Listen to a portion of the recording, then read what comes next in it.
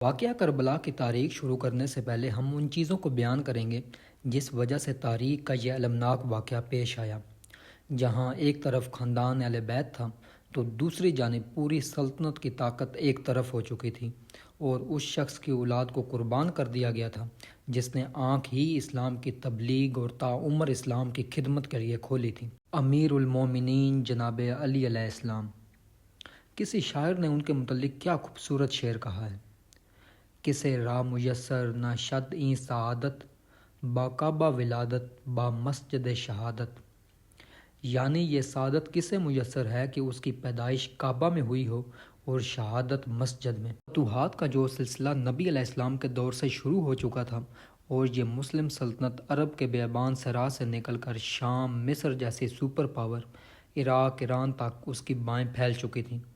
نبی علیہ السلام کے وصال کے بعد یعنی 11 سے 13 ہجری تک ابو بکر مسلمانوں کے خلیفہ رہے، اور 13 سے 35 ہجری تک جناب حضرت عمر رضی اللہ تعالیٰ عنہ اور حضرت عثمان مسلمانوں کے خلیفہ رہے، اور 35 ہجری کے آتے آتے مسلمانوں میں اختلافات، حکومت اور دولت کی جنگ چھڑ چکی تھی۔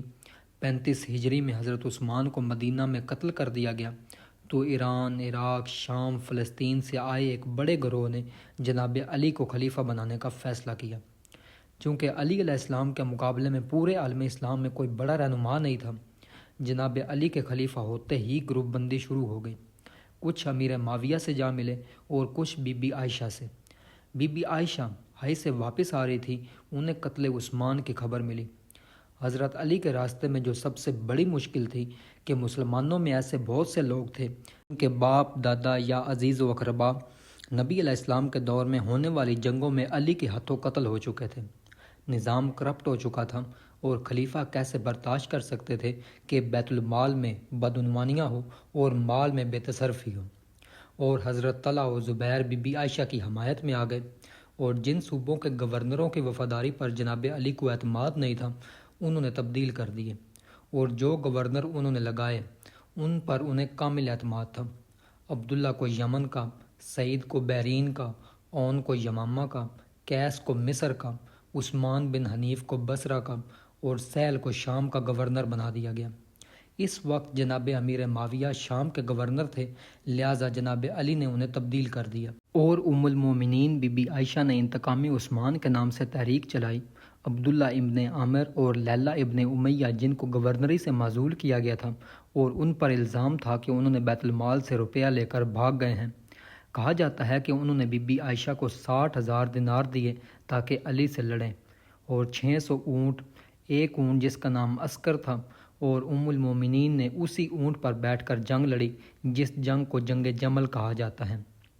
چونکہ خلیفہ سوم عثمان رضی اللہ تعالیٰ عنہ کے خون کا الزام جناب علی پر لگنے لگا تھا، امام علی تحقیقات کا فیصلہ کر چکے تھے، لیکن کوئی چشمدید گواہ مل نہیں رہا تھا۔ لیکن مکہ میں سازش شروع ہو گئی کہ جس کے پاس لڑنے کے لیے سواری نہ ہو وہ ہمیں اطلاع دے، ہم سواری کا بندوبست کریں گے۔ کچھ ہی وقت میں ہزاروں افراد جمع ہو گئے۔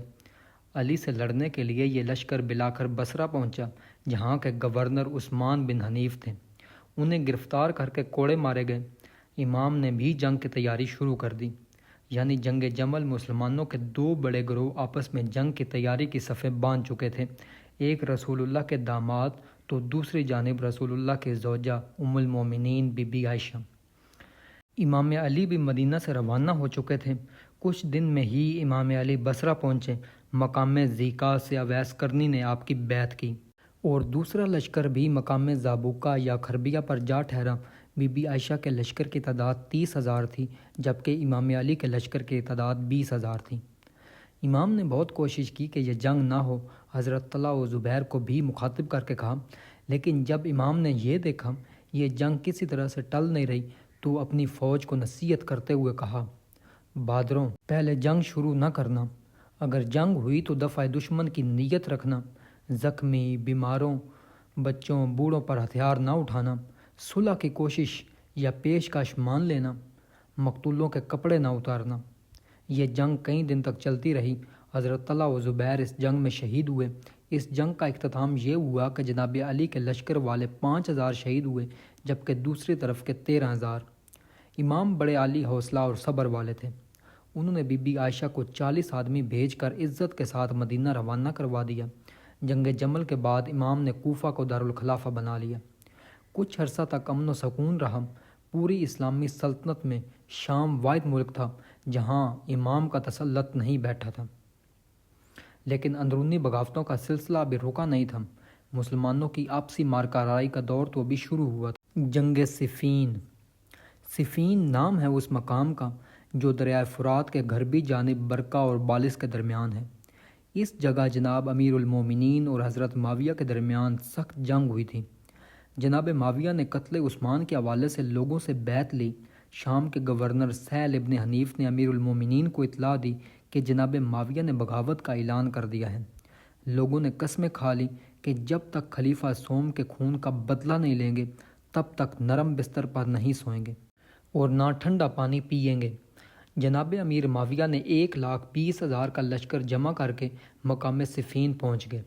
امیر المومنین بھی 36 ہجری شوال میں تخیلہ اور میدائن میں سے ہوتے ہوئے مقام رکا جا پہنچے۔ لشکر جب سخت پیاسا ہو گیا تو پانی کے لیے کوئی صورت نہیں تھی، تو امیر المومنین نے ایک چشمہ برآمد کیا۔ امام علی بھی میدان میں پہنچ گئے۔ امام نے کئی دفعہ جناب امیر معاویہ کی مصالحت کی پیشکش کی لیکن کوئی نتیجہ برآمد نہیں ہوا۔ 36 ہجری ماہ ذی الحجہ سارا مہینہ لڑائی چلتی رہی۔ 4 ماہ تک چھوٹی موٹی لڑائیاں چلتی رہیں۔ یکم صفر سے گھمسان کی جنگ شروع ہو گئی۔ یہ جنگ بہت طویل تھی۔ سلطنت کے معاملات بگڑ رہے تھے۔ لوگوں نے جناب امیر معاویہ کو مشورہ دیا کہ آپ خود علی کے مقابلے میں جنگ کے لیے نکلیں۔ امام علیہ السلام نے بھی فرمایا کہ تمہارا معاملہ میرے ساتھ ہے، لہٰذا ہم میدان میں فیصلہ کر لیتے ہیں، کیوں بے گناہ مسلمانوں کا خون بہائیں۔ 13 صفر 37 ہجری میں جنگ بند ہوئی، لیکن اس وقت تک نقصان دونوں طرف سے بہت ہو چکا تھا۔ حضرت عمار بن یاسر جن کے والدین اسلام کے پہلے شہید تھے، ان کی شہادت جنگ صفین میں 93 سال کی عمر میں ہوئی۔ امیر المومنین کی عنان حکومت سنبھالتے ہی بغاوت کی لہریں اٹھ چکی تھیں، انہیں سنبھلنے کا موقع ہی نہیں ملا۔ جنگ صفین کے بعد جنگ نیروان امام کی منتظر تھی۔ خارجیوں نے امیر المومنین کے خلاف بغاوت کر دی۔ اس وقت مصر کے گورنر جناب ابوبکر کے بیٹے محمد ابن ابی بکر تھے۔ عمر بن العاص کو محمد کے مقابلے میں 6,000 کے لشکر کے ساتھ بھیجا گیا۔ امیر المومنین کو جب اطلاع ملی تو انہوں نے اپنے عزیز دوست مالک اشتر کو گورنر کی مدد کے لیے بھیجا، لیکن راستے میں ہی انہیں شہد میں زہر دلوا کر شہید کروا دیا گیا۔ محمد جنگ میں گرفتار ہو گئے اور انہیں گدھے کی کھال میں سی کر زندہ جلا دیا گیا۔ جہاں ہم امیر المومنین حضرت علی کی بہادری، علم، صبر کا تذکرہ کرتے ہیں، وہ شخص عالی ہمت تھا۔ جتنی عزت، محبت، عقیدت آج ان کے ساتھ کی جاتی ہے وہ ڈیزرو کرتے ہیں۔ امام کی زندگی رنج و الم میں گھری رہی، لیکن صبر کا پیمانہ ہاتھ سے نہیں چھوڑا۔ امیر المومنین جناب حضرت علی رضی اللہ تعالیٰ عنہ کی شہادت کا واقعہ بہت دردناک ہے۔ امیر المومنین ایک فیصلہ کن جنگ چاہتے تھے تاکہ بغاوت کے اندیشے کو فروغ کیا جا سکے۔ آپ نے جنگ کی تیاریاں مکمل کر لیں۔ 10,000 فوج کا افسر امام حسین، 10,000 کا قیس ابن سعد اور 10,000 فوج کا ابو ایوب انصاری کو مقرر کیا، لیکن ایک شخص عبد الرحمن ابن ملجم مرادی جس کا تعلق ایک سازشی تحریک سے تھا، اس کو امام کے قتل کے لیے مامور کیا گیا تھا۔ امام چونکہ شام پر حملے کی تیاری کر رہے تھے، سلطنت چونکہ 2 حصوں میں بٹ چکی تھی، مصر شام پر معاویہ کی حکومت تھی۔ ابن ملجم کوفہ پہنچتے ہی 1,000 درم کی تلوار خریدتا ہے، اسے زہر میں بجھاتا ہے اور گلیوں میں چکر لگاتا ہے۔ اسے ایک حسین عورت قطامہ بنت بخبہ سے محبت ہو جاتی ہے، وہ اس کا اسیر ہو گیا۔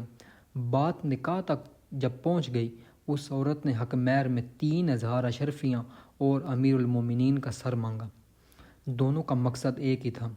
قطامہ کے باپ اور بھائی بہت پہلے اسلامی جنگوں میں امام کے ہاتھوں قتل ہو چکے تھے۔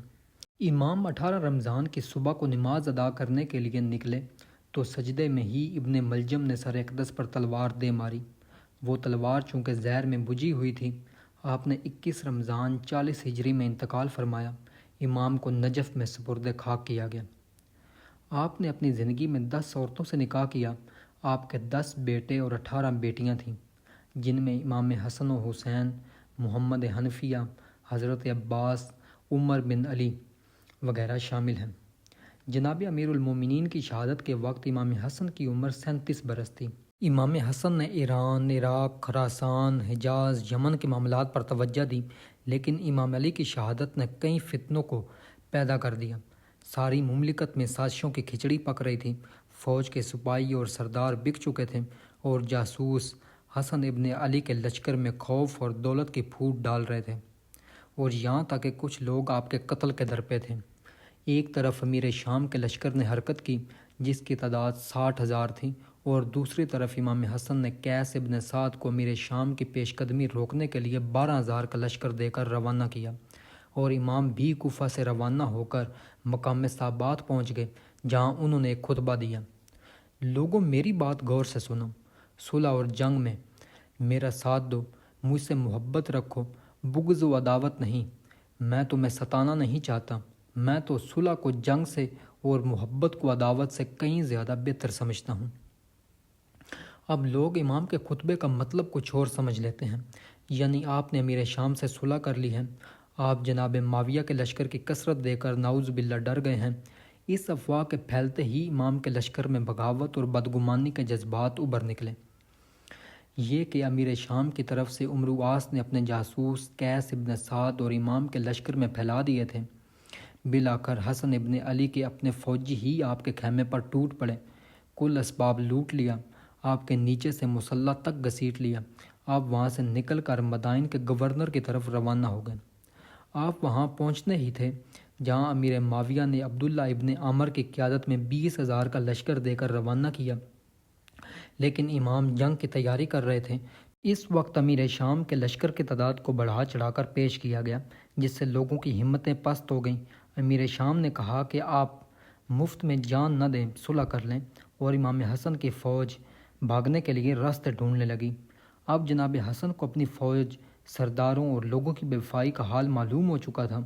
امام حسن ابن علی کو حکومت و اقتدار کی ہوس تو تھی ہی نہیں۔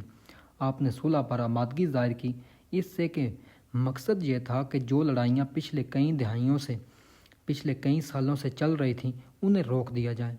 امیر شام نے کہا کہ جناب حسن، صلح کی جو شرائط آپ رکھیں گے وہ انہیں قبول ہوں گی۔ تو معاہدے کی شرائط یہ تھیں: جناب امیر معاویہ حکومت اسلام میں کتاب خدا اور سنت رسول پر عمل پیرا ہوں گے، اپنے بعد کسی کو خلیفہ نامزد نہیں کریں گے، جہاں جہاں علی کے اصحاب اور شیعہ ہیں ان کی جان و مال عزت کی حفاظت ہوگی، اور جو نازیبہ کلمات جناب امیر المومنین علی پر کہے جاتے رہے ہیں وہ ترک کر دیے جائیں۔ یہ معاہدہ ربیع الاول یا جمادی الاول 41 ہجری میں عمل میں آیا۔ اس سال کا نام سنت والجماعت رکھا گیا۔ اب ساری اسلامی سلطنت کی باغ دوڑ امیر معاویہ کے ہاتھ میں آ گئی، لیکن اس صلح کا نتیجہ کچھ اچھا نہیں نکلا۔ امیر المومنین پر دن رات مسجد کے ممبروں پر تبرہ ہوتی رہی، شیعان علی کو قتل کیا گیا۔ امام حسن نے صلح کی جبکہ امام حسین نے جنگ کی۔ صلح اور جنگ دو متضاد لفظ ہیں۔ صلح کا مطلب اس وقت استعمال ہوتا ہے جب فساد باقی نہ رہے اور کچھ شرائط پر لڑائی روک دی جائے، جبکہ جنگ اس کو کہتے ہیں جس کے دامن میں صلح کا امکان نہ ہو۔ امام حسین کی حیات مبارکہ اور واقعہ کربلا کی تاریخ بیان کرنے سے پہلے یہ شعر سنانا چاہتا ہوں: بحکم حق کہیں پر صلح کر لیتے ہیں دشمن سے، کہیں پر جنگ خاموشی جواب سنگ ہوتی ہے۔ زمانہ یہ سبق لے فاطمہ کے ٹکڑوں سے، کہاں پر صلح ہوتی ہے، کہاں پر جنگ ہوتی ہے۔ امام حسن کو ان کی زوجہ جادہ بنت اشد کے ہاتھوں زہر دے کر شہید کروا دیا گیا۔ امام حسن صلح کے بعد مدینہ میں ہی گوشہ نشین رہے۔ آپ نے مختلف اوقات میں 9 بیویاں کی، جن سے 8 بیٹے اور 7 بیٹیاں تھیں۔ امام حسن کی نسل زید اور حسن مثنى سے چلی۔ آپ کے 3 فرزند عبداللہ، قاسم، عمر کربلا میں شہید ہوئے، جبکہ زید کی شہادت 120 ہجری میں ہوئی۔ امام حسین 3 شعبان 4 ہجری کو مدینہ منورہ میں پیدا ہوئے۔ آپ عہد امیر المومنین میں ہر معرکہ میں اپنے والد بزرگوار کے ساتھ رہے۔ امام حسن کی شہادت کے بعد آپ بحر مصائب و آلام میں گھر گئے۔ 56 ہجری میں جناب امیر معاویہ نے اپنے بیٹے یزید کے لیے بیعت لینے کے گھر سے مدینہ منورہ پہنچا۔ وہاں امام حسین سے ملاقات ہوئی۔ جناب معاویہ مدینہ میں 4 معززین حسین ابن علی، عبد الرحمن ابن ابی بکر، عبداللہ ابن عمر اور عبداللہ بن زبیر سے بیعت یزید لینا چاہتے تھے، لیکن انہوں نے انکار کر دیا۔ ٹکوں کے عوض دین خریدے گئے۔ جناب معاویہ 60 ہجری میں رجب کے ماہ میں رخت سفر باندھ کر چل پڑے۔ یزید چاہتا تھا کہ یہ 4 معززین میری بیعت کریں۔ اس نے وہاں کے والی ولید بن عقبہ سے کہا کہ اگر یہ بیعت نہیں کرتے تو ان کے سر کاٹ کر مجھے بھیج دو۔ امام حسین ولید بن عقبہ سے ملاقات کے لیے دولت سرا میں تشریف لائے۔ ولید نے بیعت کا ذکر کیا۔ امام نے فرمایا کہ میں کل اس کا جواب دوں گا۔ مروان بول اٹھا، اگر حسین اب تیرے ہاتھ سے نکل گئے، اب ان کو مجبور کر اور ابھی بیعت لے لے۔ اگر انکار کرتے ہیں تو سر تن سے اتار لے۔ امام کو جلال آ گیا، کس میں اتنا دم ہے جو حسین کو ہاتھ لگائے؟ آپ نے فرمایا میں یزید جیسے فاسق و فاجر کی بیعت نہیں کر سکتا۔ ولید نے سارا واقعہ یزید کو لکھ بھیجا۔ یزید نے کہا کہ امام حسین کا سر بھیج دو۔ ولید نے امام حسین سے فرمایا کہ یزید آپ کے قتل کے در پہ ہے، لہٰذا آپ کسی اور جگہ نکل جائیں۔ آپ 28 رجب 60 ہجری کو جان کے خوف سے مدینہ منورہ سے بارادہ مکہ معظمہ روانہ ہوئے۔ آپ اپنے خاندان کے ہمراہ، جس میں عورتیں، چھوٹے بچے شامل تھے۔ آپ 3 شعبان یوم جمعہ کو مکہ پہنچے۔ یزید نے امام کے مکہ موجود ہونے کی خبر سن کر آپ کے قتل کی سازش کرنا شروع کر دی۔ چونکہ مدینہ میں لوگوں کا رجحان آپ کی طرف تھا، اس لیے امام حسین 4 ماہ شعبان، رمضان، شوال، ذیقعد مکہ میں ہی مقیم رہے۔ یزید نے امام کے قتل کے لیے ایک پلاٹ تیار کرنا شروع کر دیا۔ اس نے سوچی سمجھی سازش کے تحت 12,000 خطوط کوفہ سے مکہ آپ کو بھجوانے کا انتظام کیا۔ چونکہ کوفہ کے لوگ دولت کے لالچی تھے، وفاداری کا تو سوال ہی نہیں اٹھتا تھا، نہ ان میں عقیدہ تھا نہ عقیدت۔ یہ فوجی لوگ تھے، ان کی عقلیں موٹی ہوتی ہیں۔ ان 4 ماہ کے دوران امام کے قتل کے لیے کئی افسران آئے۔ عمر ابن سعد بھی لشکر لے کر آیا۔ اس کا کوئی خاطر کا فائدہ نہیں ہوا، اس لیے یہ ٹریپ امام حسین کے لیے بچھایا گیا، کیونکہ کوفہ میں آپ کو آسانی سے قتل کیا جا سکتا تھا۔ کوفہ کے حالات معلوم کرنے کے لیے آپ نے مسلم بن عقیل کو کوفہ روانہ کیا۔ آپ اپنے چچا زاد بھائی امام حسین کے ہاتھوں اور پیروں کا بوسہ لے کر اپنے 2 بیٹوں محمد اور ابراہیم کو ساتھ مکہ سے لے کر روانہ ہو گئے۔ آپ کوفہ پہنچے اور جناب مختار ابن ابی عبیدہ ثقفی کے گھر پر قیام کیا۔ اس کے چلتے چند ہی دنوں میں 18,000 کوفیوں نے آپ کی بیعت کر لی۔ جیسے ہی یہ خبر یزید تک پہنچی، اس نے بصرہ کے حاکم عبید اللہ ابن زیاد کو لکھا کہ کوفہ میں کوئی مسلم بن عقیل نامی شخص پہنچ چکا ہے۔ ابن زیاد نے جلد ہی نعمان بن بشیر سے کوفہ کا چارج لے لیا اور کوفہ میں امام حسین جیسا لباس پہن کر داخل ہوا۔ اس وقت تک جناب مسلم مختار کے گھر سے نکل کر ہانی ابن عروہ کے مکان میں رہ رہے تھے۔ ابن زیاد نے پتہ لگوایا، ہانی ابن عروہ جن کی عمر 90 سال تھی، انہیں 500 کوڑے مارے گئے اور ابن زیاد کے حکم سے اس کا سر کاٹ کر جسم کو لٹکا دیا گیا۔ ایک وقت آیا جب 18,000 کوفیوں میں سے 30 بندے رہ گئے۔ اس وقت تک کوفہ کے دروازے بند ہو چکے تھے۔ آپ نماز فجر ادا کر کے نکلتے ہیں تو آپ اکیلے رہ جاتے ہیں۔ کوئی سہارا دینے والا مسلم بن عقیل کو نہیں ہوتا۔ آپ کا مال جرأت کے ساتھ لڑتے ہیں، بلاخر گرفتار ہو جاتے ہیں۔ آپ کا سر کاٹ کر دمشق بھیج دیا گیا اور جسم کو پیروں میں رسی باندھ کر بازاروں میں پھرایا گیا اور آپ کے بیٹوں محمد اور ابراہیم کے سر کاٹ کر جسم کو پانی میں بہا دیا گیا۔ امام حسین کے مکہ روانہ ہونے سے پہلے جناب مسلم بن عقیل نے آپ کو خطوط سے آگاہ کیا تھا کہ یہاں کی فضا سوگوار ہے، آپ تشریف لے آئیے، لیکن بعد کے خطوط آپ تک پہنچے ہی نہیں۔ لیکن ابن زیاد کے چارج سنبھالتے ہی سب بدل گیا تھا۔ امام حسین اپنے جملہ اعزاء و اقربا اور انصار جانثار کو ساتھ لے کر، جن کی تعداد 82 تھی، مکہ سے کوفہ کے لیے روانہ ہو گئے تھے۔ جب آپ ایک مقام صفا پر پہنچے تو فرزوق شاعر سے ملاقات ہوئی۔ اس نے آپ سے کہا کہ کوفہ والوں کے دل بھلے ہی آپ کے ساتھ ہوں، لیکن ان کی تلواریں آپ کے خلاف ہیں۔ بشیر ابن غالب نے بھی کوفیوں کی غداری کا تذکرہ کیا۔ آپ کو راستے میں مسلم، ہانی اور محمد ابن کثیر کی شہادت کی خبر ملی۔ آپ نے خطبہ دیا اور فرمایا کہ میرا قتل یقینی ہے، میں تم سے توقع بیعت اتار لینا چاہتا ہوں۔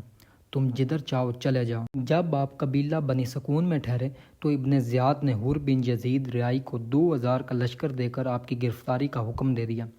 امام حسین نے اپنا سفر بدستور جاری رکھا اور 2 محرم 61 ہجری کو امام حسین وارد کربلا ہو گئے۔ مورخین لکھتے ہیں کہ جب امام نے اس زمین پر قدم رکھا تو زمین زرد ہو گئی، آپ کے چہرہ مبارک پر پریشانی کے آثار نمایاں ہو گئے تو آپ کی بہن ام کلثوم نے کہا کہ یہ کیسی زمین ہے، یہاں میرا دل دہل رہا ہے۔ تو آپ نے فرمایا یہ وہ جگہ ہے جہاں ہمارا خون بہے گا، اور 2 محرم کو آپ نے کربلا میں خیمے نصب کیے اور آپ نے یہ زمین 60,000 درہم میں 16 مربع میل خرید کر ہبہ کر دی۔ اس دوران آپ نے اہل کوفہ کے نام خط لکھے لیکن کوئی جواب نہیں آیا۔ 3 محرم کو عمر ابن سعد رسول اللہ صلی اللہ علیہ وسلم کے ماموں کا بیٹا علامہ اربلی کے مطابق 22,000 کا لشکر لے کر کربلا پہنچا، جس نے آپ سے کہا کہ یا تو بیعت یزید کرو یا قتل کے لیے تیار ہو جاؤ، تو آپ نے بیعت کرنے سے انکار کر دیا۔ 4 محرم کو ابن زیاد نے مسجد میں اعلان کروایا اور امام حسین کے خلاف لوگوں کو بھڑکایا، کہا کہ تمہارے لیے خزانوں کے منہ کھول دیے گئے ہیں، دشمن سے لڑنے کے لیے آمادہ ہو جاؤ۔ 4,000 کا لشکر شمر کو دیا، ابن نمیر کو 4,000، ابن رکاب کو 2,000، ابن رہینہ کو 3,000 کا لشکر دے کر کربلا روانہ کر دیا۔ اور 5 محرم کو بھی لشکر بھیجنے کا سلسلہ جاری رہا، جس میں عروہ ابن قیس، سنان ابن انس، محمد ابن اشد، عبداللہ ابن حسین، شیش ابن ربیع کو سردار بنایا گیا، اور 6 محرم کو خولی ابن یزید کو بھیجا۔ ابن زیاد نے عمر ابن سعد کو لکھا کہ اب تک تجھے 80,000 کا لشکر بھیج چکا ہوں، بلا حیلہ حوالہ حسین کو قتل کر دے۔ اس نے کہا کہ حسین پر پانی بند کر دے۔ 7 محرم کو عمر ابن سعد حجاج کو 500 سواروں کے ساتھ نہر فرات پر اس لیے مقرر کیا گیا کہ حسین کے خیمے تک پانی نہ پہنچنے پائے، اور پانی کی بندش کر دی گئی۔ 8 محرم تک پانی آل محمد کے خیموں سے بالکل غائب ہو گیا، اور پیاس کی شدت نے بچوں کو بے چین کر دیا، اور امام حسین نے حضرت عباس کو پانی لانے کے لیے بھیجا، جو بڑی مشکل سے کچھ پانی لے آئے۔ عمر ابن سعد کو کہا گیا کہ امام حسین کو پانی دو۔ اس کا جواب تھا، کیا حسین کو پانی دے کر حکومت چھوڑ دوں؟ عمر، جس کے والد جناب سعد ابن ابی وقاص رسول اللہ کے ماموں تھے اور فاتح ایران تھے، عمر ابن سعد کو بھی خراسان کی حکومت کا لالچ دیا گیا، لیکن اس کے حصے میں ذلت آئی۔ امام حسین نے حضرت عباس کو کنواں کھودنے کا حکم دیا، انہوں نے کوشش کی لیکن کوئی نتیجہ برآمد نہیں ہوا۔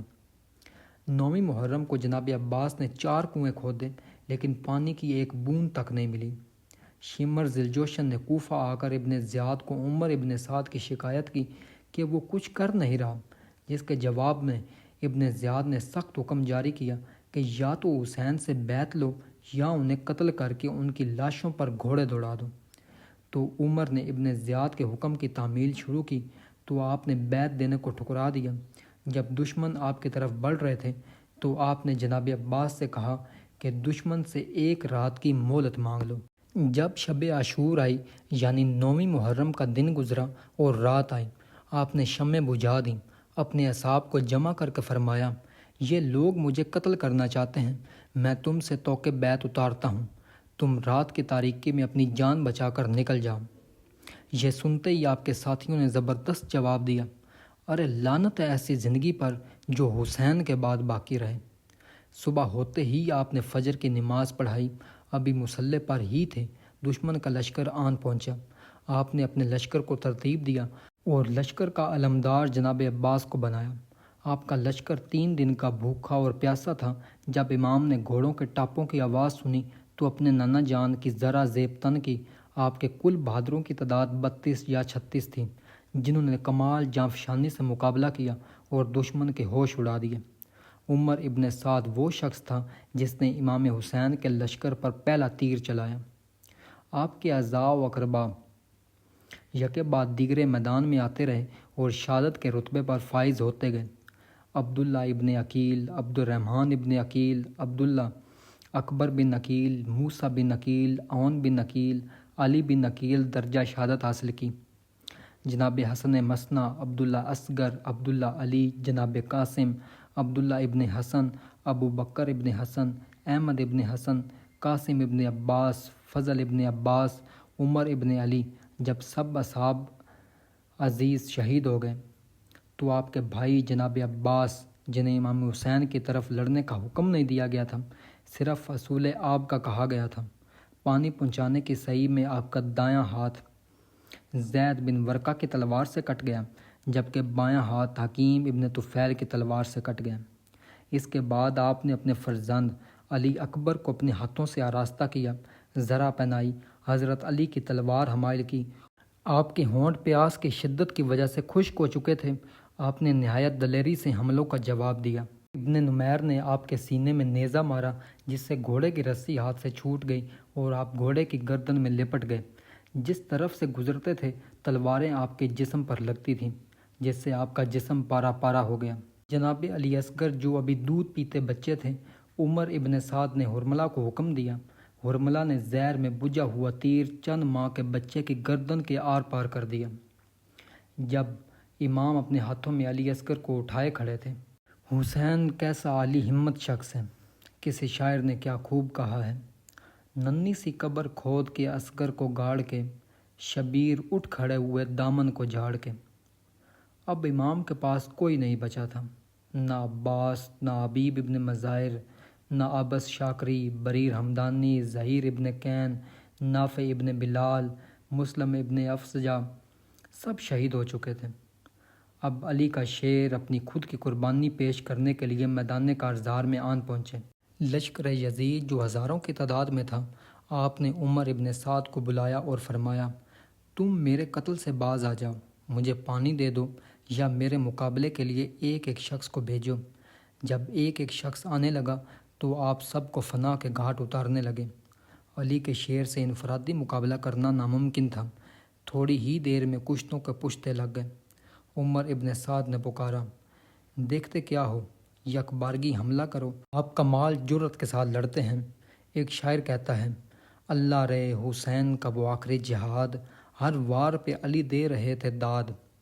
آپ کو بھائی عباس کی لاش نظر آتی ہے تو فرماتے ہیں، اے عباس تم نے یہ حملے نہ دیکھے، یہ صف فرائی نہ دیکھی، افسوس کہ تم نے میری تنہائی نہ دیکھی۔ آپ نے سر پر امامہ باندھا ہوا تھا۔ حسین نے گھوڑے سے گر کر بھی اس طرح جنگ فرمائی جس طرح بہادر سوار جنگ کرتے ہیں۔ تیروں کا مقابلہ کرتے تھے، حملوں کو روکتے تھے اور فرماتے تھے، اے ظالمو تم نے میرے قتل پر ایکا کر لیا ہے، خدا مجھے عزت دے رہا ہے، تمہیں خدا تباہ کرے گا، ذلیل و رسوا کرے گا۔ ایک تاریخ دان کہتا ہے کہ آپ کی بہادری کا ذکر کرتے ہوئے، رستم کا نام بہادری کے لیے مشہور ہے، لیکن ایک شخص ایسا بھی گزرا ہے جس کے سامنے رستم کا نام لینے کے قابل نہیں، وہ ہے حسین ابن علی۔ ہائے حسین کا غم کوئی نہیں سمجھ سکتا۔ پیشانی مبارک سے خون ٹپک رہا ہے، بدن زخموں سے چور ہے، پیاس سے کلیجہ پھنک رہا ہے، کڑیل جوان بیٹا سینے پر برچی کھائے خون میں نہائے سو رہا ہے۔ بھائی کی نشانی قاسم ابن حسن موت سے ہمکنار آرام کر رہا ہے۔ سکینہ کا سکا، علی کا شیر، حسین کا قوت بازو اپنے ہاتھ کٹائے نہر کی ترائی میں پڑا ہے۔ خود سینے سے خون کے فوارے جاری ہیں۔ یہ حسین ہی ہے جو اتنی غم اور تکلیفوں کے بعد بھی شیر کی طرح کھڑا ہے۔ آپ مسلسل وار کر رہے تھے، ایک پتھر آپ کی پیشانی اقدس پر لگا۔ ابو الحتوف جعفی نے آپ کی جبین مبارک پر تیر مارا، آپ کے سینہ اقدس پر زہر میں بجھا ہوا تیر پہ وسط ہو گیا، ایک تیر آپ کے گلو مبارک پر لگا۔ عمر ابن سعد نے پکارا، دیکھتے کیا ہو، فوراً سر کاٹ لو۔ جب کسی اور کی ہمت نہ ہوئی تو شمر نے کہا، یہ کام مجھ سے ہی ہو سکتا ہے۔ وہ آپ کے سینہ مبارک پر سوار ہو گیا تو امام حسین نے فرمایا، مجھے اجازت دے دے تاکہ میں نماز عصر ادا کر لوں۔ یہ حسین ہی ہے جو دنیا کے رنج و الم برداشت کر کے بھی نماز پڑھتا ہے، خدا کو یاد کرتا ہے۔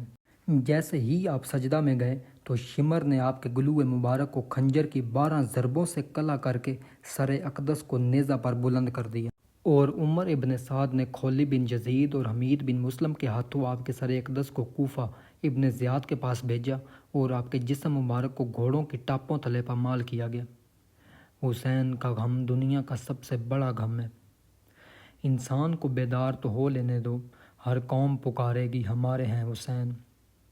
یہ کیسے غلیظ اور لالچی لوگ تھے۔ جب امام نے شمر سے پوچھا تم مجھے کیوں ذبح کر رہے ہو تو اس نے کہا کہ مجھے یزید کی طرف سے مال و دولت ملے گا۔ آپ کا لباس تک اتار لیا گیا، اسود بن خالد نالین لے گیا، تلوار جمی بن خلق ازدی لے گیا، انگوٹھی کے لیے بجدل نے انگلی کاٹ لی، ایک کمر بند کے لیے جمال ملعون نے ہاتھ قطع کر دیا، عمر بن سعد ذرہ لے گیا۔ ہم دوسری قسط میں شام غریبہ یعنی کربلا کے بعد پیش آنے والے واقعات کو بیان کریں گے۔ اگر اس ایپیسوڈ میں کسی نام کی میں نے صحیح ادائیگی نہ کی ہو تو خدا میری مغفرت قبول کرے۔